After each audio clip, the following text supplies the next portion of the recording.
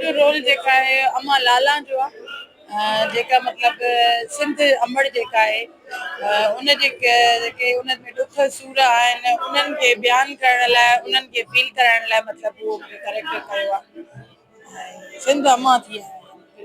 हाँ जी, आर्टिस्ट नायाब से है। अॼु मां ड्रामे में आई आहियां। मुंहिंजो रोल आहे शेरू जो। हिन में मां परफॉर्म कंदी जेकी मतिलबु हिन में डायलॉग हूंदा, हिन में उन्हनि जे लाइ जेकी इंसान जी ख़िदमत लाइ हूंदा आहिनि उहे वारा बोल आहिनि मुंहिंजा, उन में परफॉर्म कंदसि मां। अॼु मतिलबु बहितरीनु ड्रामो थी वेंदो। ईअं बि ड्रामा थींदा आहिनि, काफ़ी खोड़ ड्रामा थिया आहिनि जे माशाल्लाह बेस्ट थींदा आहिनि ऐं माशाल्लाह अच्छा आहे मतिलबु हुनखे प्रोटोकॉल मिलंदा आहिनि ड्रामनि खे। पर मां इहा चवणु चाहियां थी की ड्रामा माशाल्लाह असांजे लाइ सुठा आहिनि। असांखे हिननि में मतिलबु काफ़ी मालूमात मिली वेंदी आहे।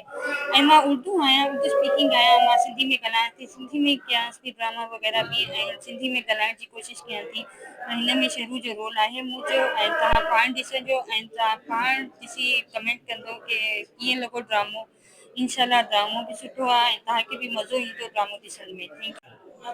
अस्सलाम वालेकुम दोस्तों, आऊं आहियां तव्हांजो पंहिंजो Rafiq Isani, actor, director, president Bhitai arts council Sindh. जीअं त अॼु कल्चर डिपार्टमेंट पारां ही दर्दबंदीअ जो देश स्टेज नाटक जेको तव्हां ॾिठो, हिन में हिकिड़ो पैगाम हो। उहो पैगाम हो त शऊर कीअं ॾिजे, सुजाॻी कीअं ॾिजे।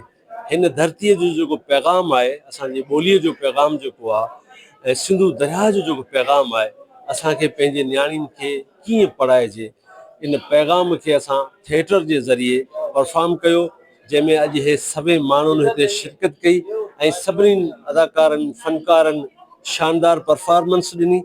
मामा लालू जो तहरीर कयल ही स्टेज नाटक उहो तारिक आकाश जे डायरेक्शन में पेश कयो वियो, जंहिंमें एतिरनि सारनि माण्हुनि शिरकत कई। ऐं हिते ॾिसो त जिते मर्द हज़रात हुआ, जिते नौजवान हुआ, त उते असां जूं भेनरूं अदड़ियूं बि हुयूं ऐं ही एॾी शानदार परफॉर्मेंस ॾिसी ऐं असांखे उहो परफॉर्म कंदे बि बेहदि ख़ुशी थी।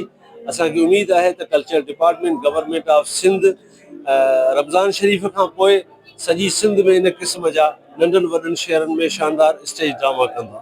वॾी महिरबानी।